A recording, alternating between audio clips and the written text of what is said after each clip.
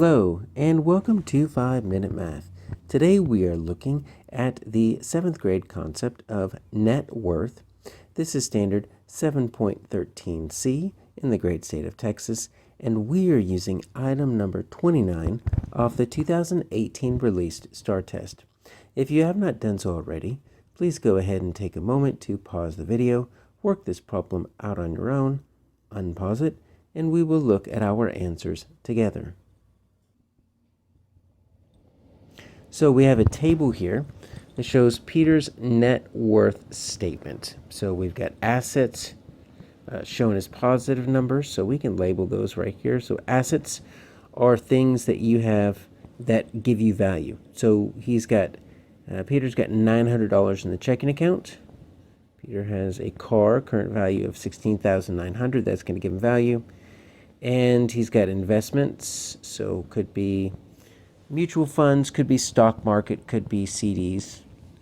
And then we've got some savings, $1,200 in savings. So those all are assets. And we've got liabilities and you see we're negative here. So even though he's got $900 in a checking account, he owes $3,400 to a credit card.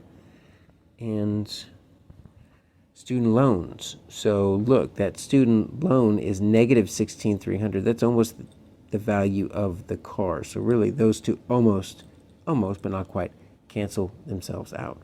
So Peter's net worth is $101,800. So we've got that as his total net worth. What we're missing is the value of Peter's house. So how do we calculate the value of Peter's house? Well, net worth, let's just put it out there, equals, we've got the assets, so those are the positive, subtracting the liability. So you take your assets and you take away your liabilities, and whatever you have left over is your net worth. And so let's see if we can figure out what we have so far. We've got a net worth of $101,800. This asset we don't know yet. The house, we're hoping it's an asset, but it could be a liability. Let's see how far off we are without this, right? So your assets minus your liability should equal this 101,800.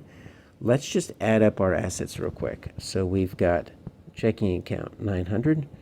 Obviously, we're doing a lot of larger numbers, so we need to make sure we're lining them up correctly. So 900, we've got 16,900. That's the automobile. We've got 4,500 for the investments, 1,200 for the savings account. So this is our current assets, not knowing where that house sits in. So that's going to be 1825. It's 1013. All right, so current value of assets of 23,500. Let's see what our liabilities are. Our liabilities are $3,400 for the credit card, $16,300 for the student loan. We'll put A right there, L right there. Just those two. All right, that's easy. So we've got $19,700. So if we didn't include the house, then it would just be the assets minus the liabilities, right? So it'd be 23,500 minus 19,700. So if he didn't have a house, looks like he's at least would have a positive net worth. It is possible to have a negative net worth, meaning you owe more money than you actually have.